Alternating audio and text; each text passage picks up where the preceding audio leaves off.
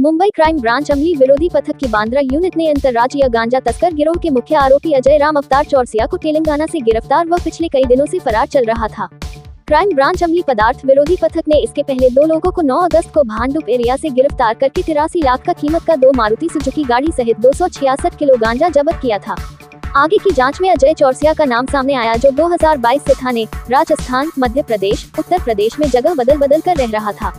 तेलंगाना की सिकंदराबाद बोलाराम पुलिस ने अमली पदार्थ बेचने के जुर्म में गिरफ्तार किया था। कोर्ट से ऑर्डर लेकर उसे मुंबई लाया गया है। आइए सुनते हैं। ऑगस्ट 2022 मध्ये anti narcotic cell unit Bandra crime branch Mumbai police यांच्याकडून भांडूप पूर्व या ठिकाणी 2 आरोपितांना अटक करण्यात आली होती। नमूद 2 आरोपितांकडून 2 एसएक्स फोर्स गाड्या जप्त करून त्यांच्याकडून 266 किलो गांजा हा मुद्देमाल जप्त करण्यात आला होता। सदर आरोपीला दोषारोप सादर करून त्यांना मान्य सध्या ते न्यायालयीन कोठडीत आहेत। नमूद गुन्ह्यातील मुख्य आरोपी हा अजय चौरसिया असून अजय चौरसिया हा आपले स्वतःचे अस्तित्व लपून उत्तर प्रदेश, राजस्थान, मध्य प्रदेश व महाराष्ट्र या ठिकाणी राहत होता।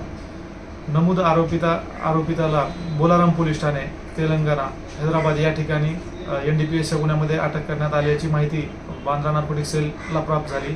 त्यामुळे सदर आरोपितास त्या ठिकाणाहून ताब्यात घेऊन मुंबई या ठिकाणी आणून त्यास अटक करण्यात आलेली आहे। अटक आरोपिताने आतापर्यंत 6 ते 7 गुन्हे केलेले आहेत। तसेच तो त्याच्याकडून आतापर्यंत एकूण 1424 किलोग्रॅम गांजा हा मुद्देमाल जप्त करण्यात आलेला आहे। नमूद आरोपिता हा मुंबई, ठाणे व मुंबई उपनगर या ठिकाणी मोठ्या प्रमाणात गांजाची तस्करी करतो। सदर आरोपिता सध्या पोलीस कोठडीत असून त्याच्याकडून